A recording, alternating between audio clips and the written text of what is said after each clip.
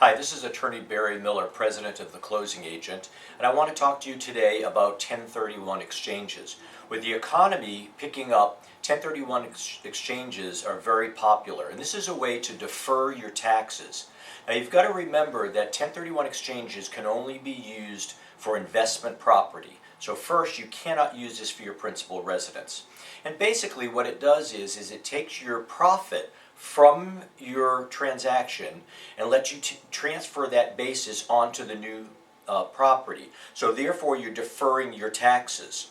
Now the basic rules of this is that you sell your property, the money has to be held with an intermediary, and we are a qualified intermediary, and then we hold your money, and you have 45 days to identify a new piece of property. Now you can give us a list of 100 properties that you're looking at. You just have to pick one of those from that list you're looking at. And then you have 180 days from the closing of that investment property to close on the new one. And that's your typical 1031, and they're very popular.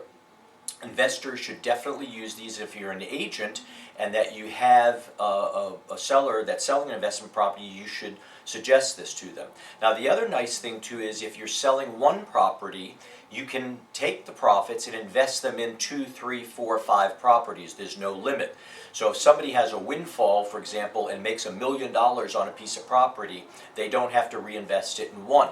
They could buy 10 other investment properties. The other thing to remember is it applies not only to real property, it could be other business property. For example, some people have boats where they have someone manage it and they rent them out and they lease them out. You could sell that boat that's for a commercial purpose, take the profit and buy real property. So there's a lot of flexibility with 1031 exchanges. I'd suggest to investors to check with their CPA, call us if they have questions, and we certainly can facilitate the 1031 exchanges as we are qualified intermediaries.